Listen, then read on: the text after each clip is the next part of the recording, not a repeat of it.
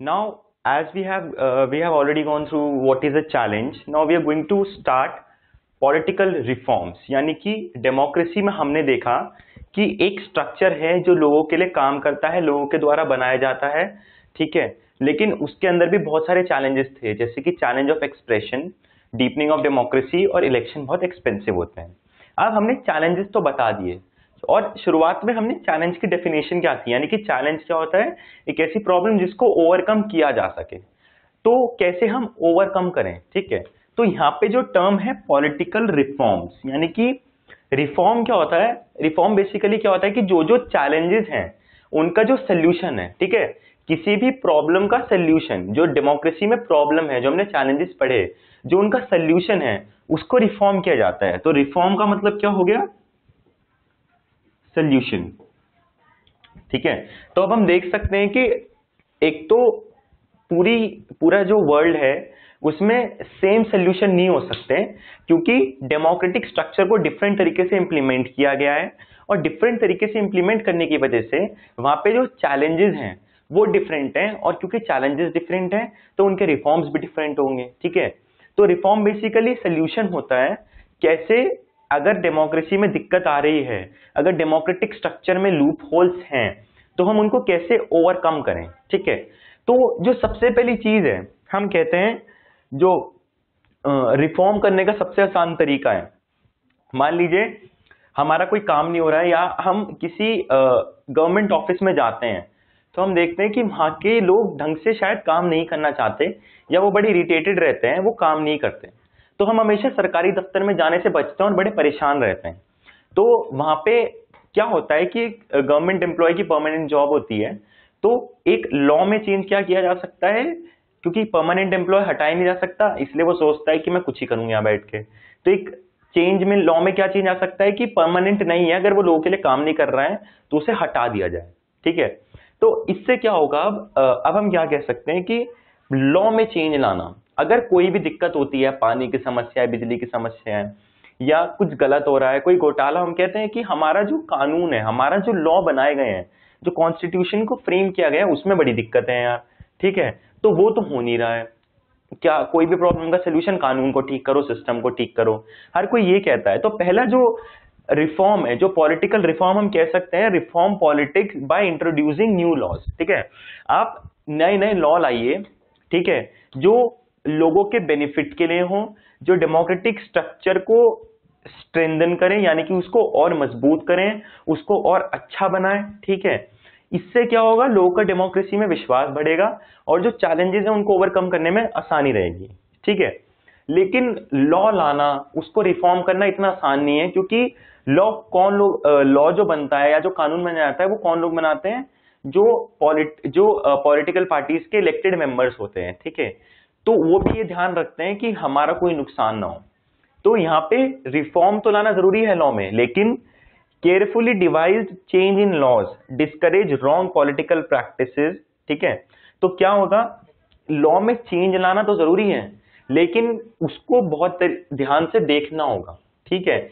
उसमें ये देखना होगा कि कहीं हमने लॉ में तो चेंज कर दिया, ठीक है, लॉ तो चेंज हो गया, लेकिन उसका लोगों पे क्या असर है, ठीक है। कई बार जैसे डिवाइस, अगर आप लॉ में चेंज ला रहे हो, पहले लॉ को स्टडी करो, फिर उसके लूप होल देखो, उसके बाद उसमें केयरफुली चेंज ऐसा लाओ कि पॉलिटिकल पार्टीज जो रॉन्ग प्रैक्टिसेस फॉलो करती हैं, जो वो रॉन्ग प्रैक्टिसेस फॉलो करती आ रही हैं, वो ना कर पाए, और वो जो है रॉन्ग पॉलिटिकल प्रैक्टिसेस हट जाएं और डेमोक्रेटिक स्ट्रक्चर वहां पे ढंग से इंप्लीमेंट हो सके, ठीक है। तो हमारा काम क्या है, केयरफुली डिवाइस करना लॉ में चेंज, और डिस्करेज, वो क्या करेंगी, रॉन्ग पॉलिटिकल प्रैक्टिसेस को डिस्करेज करेंगी। जैसे आपकी बुक में बहुत अच्छा एग्जांपल दिया हुआ है क्रिकेट से, कि जो एलबीडब्ल्यू का जो फॉर्मेट था कि एलबीडब्ल्यू आउट होगा, लेग बिफोर विकेट, तो उसके अंदर कुछ चेंजेस लाए गए, क्योंकि वो उसमें काफी सारे लूप होल्स थे, ठीक है। लेकिन ठीक है, आपने चेंजेस लाए, एलबीडब्ल्यू, अब जो विकेट था उसमें थोड़ी ट्रांसपेरेंसी आई, लेकिन वो जरूरी नहीं है कि आपका क्रिकेट इंप्रूव कर देगा, आपके क्रिकेट को हाई लेवल पे ले जाएगा, ठीक है। एक इंडिविजुअल कैसा खेलता है, वो उसके कोच पे, वो उसकी अपनी अंदर स्ट्रेंथ पे डिपेंड करता है, ठीक है। वैसे एक लॉ को स्टडी करके उसमें इस तरह से चेंज लाया जाना चाहिए कि जो जो उसका रॉन्ग यूज करती हैं, मान लीजिए कोई लॉ है तो उसका कोई सही भी यूज कर रहा होगा, कोई रॉन्ग यूज कर रहा होगा, तो पहले ये स्टडी करना होगा कि कौन रॉन्ग यूज कर रहा है और उसके अंदर ऐसा रिफॉर्म लाया जाए कि जो लोग रॉन्ग यूज कर रहे हैं उन्हें डिस्करेज हो और वो रॉन्ग यूज ना करें, और अगर वो करें तो वो पकड़े जाएं। ठीक है, उसके बाद हमें जो तीसरा रिफॉर्म है, अगर आप कोई लॉ में चेंज ला रहे हो, ठीक है, आप चेंज लाओ, आपने कोई लॉ था उसको रिफॉर्म कर दिया, ठीक है, लेकिन ये जरूरी है, ये अगर हमने कोई लॉ था, हमने देखा उसमें ये लूप होल है और हमने उसका सोल्यूशन निकाल दिया, अब हमारा काम यही खत्म नहीं होता है।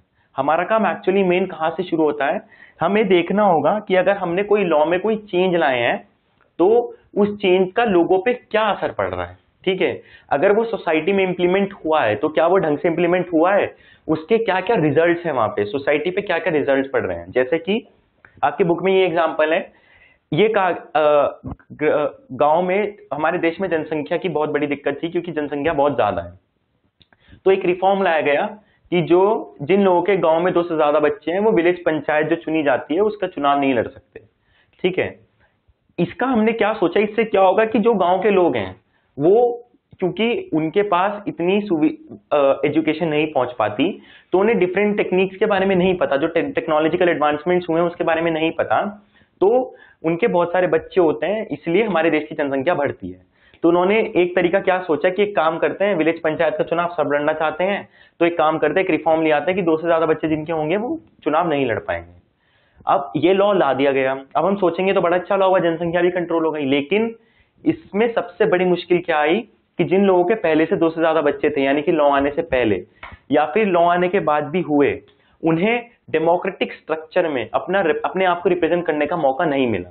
जबकि डेमोक्रेसी में हर किसी को इक्वल राइट होता है, यानी कि लॉ के सामने सब बराबर होते हैं, लेकिन एक ऐसा लॉ लाने से ये बड़ी दिक्कत हुई। तो हम देख सकते हैं कि जरूरी नहीं है कि लॉ लाके उसको छोड़ दिया जाए, उस लॉ की वजह से क्या चेंज आए हैं, किस तरह से उसने सोसाइटी को अफेक्ट किया है, क्या क्या मतलब सोसाइटी पे रिजल्ट हो रहा है उसका, ठीक है, वो देखना बहुत जरूरी है। अगर हम ये नहीं देखेंगे तो शायद जो हम ला रहे हैं, जो हम रिफॉर्म लाने की कोशिश कर रहे हैं, हम उसमें असफल होंगे। ठीक है, और ये स्टडी करना बहुत जरूरी है। आज के टाइम में हम देखेंगे कि लॉ में चेंजेस लाए जाते हैं, ठीक है, लोगों के लिए काम किया जाता है, पर उसको इंप्लीमेंट जब करने की बात आती है तो हम कभी भी इंप्लीमेंट नहीं करते हैं। इसलिए कहा गया है कि laws are never respected nor enforced in India, यानी कि जो लॉ बनाया जाता है, जो कानून बनाया जाता है, ना तो हम लोग उसकी इज्जत करते हैं, हम लोगों के अंदर एक आदत बन गई है कि अगर कोई कानून बनाए तो उसको तो तोड़ना ही है। जैसे जब आप 2 व्हीलर चलाते हैं तो एक कानून बनाया गया सरकार के द्वारा कि हेलमेट पहनना जरूरी है। अब हेलमेट पहनना जरूरी है, अगर आप हेलमेट पहन रहे हो तो इसमें सरकार का तो कोई फायदा नहीं है, इसमें तो हमारा ही फायदा है कि कल को कोई एक्सीडेंट हो गया, सिर पे चोट लगती है तो इंसान की मृत्यु हो सकती है, तो सरकार चाहती है कि लोग बचे रहें, सेफली ड्राइव करें। लेकिन हम लोग क्या करते हैं, हम लोग समझते हैं कि नहीं, हम नहीं पहनेंगे हेलमेट क्योंकि ये कानून बना है तो इसे तोड़ेंगे हम। कानून को तोड़ने की ये जो हमारे अंदर एक अंदर से आग उठती है ना कि कानून बना है इसको तो तोड़ेंगे, कानून तो तोड़ने के लिए ही बनते हैं।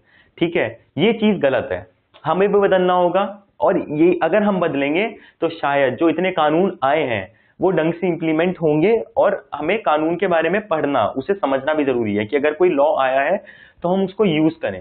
काफी सारे लॉज ऐसे हैं जो आ चुके हैं लेकिन हम उसको उसके बारे में पता नहीं होता, और क्योंकि हमें उसके बारे में पता नहीं होता तो हम उसको यूज नहीं करते हैं, तो ये चीजें बड़ी दिक्कत करती हैं। ठीक है, तो हमें तीसरा रिफॉर्म हमने क्या देखा कि चेंज, अगर चेंज आ रहा है तो उसको देखें और उसके क्या क्या रिजल्ट हैं, उसके सोसाइटी के ऊपर क्या क्या इंपैक्ट है। अब जो नेक्स्ट रिफॉर्म है वो है best laws are those which empower people to carry out democratic reform. सबसे बढ़िया लॉ कौन सा होगा जो लोगों को एक तरीके से ट्रांसपेरेंसी दे गवर्नमेंट में, यानी कि ट्रांसपेरेंसी देने का मतलब क्या हुआ कि जो हम सरकार चुन लेते हैं, लेकिन कई बार क्या होता है कि वो लोग वहां बैठ के क्या काम कर रहे हैं हमें उसके बारे में नहीं पता होता है। ठीक है, तो सबसे बढ़िया कानून क्या होगा, सबसे बढ़िया रिफॉर्म क्या होगा जो आए और लोगों को मदद करे डेमोक्रेटिक रिफॉर्म लाने में, यानी कि किसी प्रॉब्लम का सोल्यूशन लाने में उनकी मदद करे। ठीक है, लोगों की मदद करे, उसको सबसे अच्छा लॉ कहा जाएगा। ठीक है, इसका एक एग्जांपल है आरटीआई एक्ट, जो राइट टू इंफॉर्मेशन एक्ट हमें दिया गया। ठीक है, राइट टू इंफॉर्मेशन।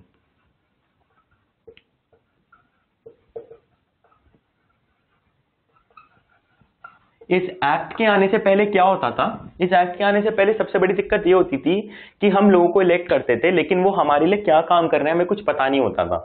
अगर कोई आपके घर के बाहर सड़क बन रही है, उसके लिए कितना पैसा आया है, सरकार की तरफ से कितना पैसा दिया गया है, कितने समय में वो होगी, किस किस के अंडर वो काम हो रहा है, हमें कुछ पता नहीं होता था। और कई बार ऐसा होता था किसी एक जगह के लिए बहुत बार पैसा तो पास कर दिया जाता था लेकिन उसको लोग लगाते नहीं थे, खा जाते थे।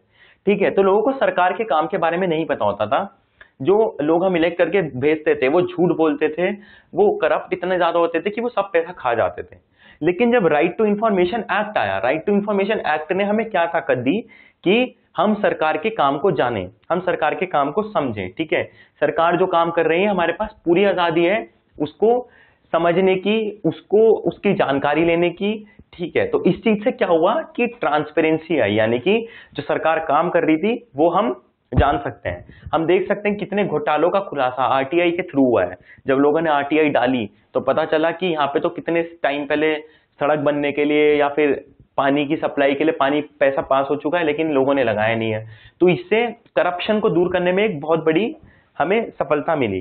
लेकिन आजकल के नेता भी ऐसे हैं कि उन्होंने आरटीआई को भी बेवकूफ बनाने का तरीका ढूंढ लिया है। लेकिन इस लॉ के आने से बहुत सारे चेंजेस आए। ठीक है, तो ये एक ऐसा लॉ था, ये एक ऐसा राइट दिया गया लोगों को जिससे कि लोगों को सरकार के काम में पता चला और वो डेमोक्रेटिक रिफॉर्म यानी कि किसी प्रॉब्लम का सोल्यूशन डेमोक्रेटिकली वो ला सके। ठीक है, तो ये था हमारा अगला पॉलिटिकल रिफॉर्म। यानी कि अभी अब तक हमने 4 पॉलिटिकल रिफॉर्म पढ़े हैं। पहला है न्यू लॉज, नए लॉ लाओ, लेकिन जरूरी है देखा जाए उनको, समझा जाए उनको, फिर ही कोई चेंज लाया जाए।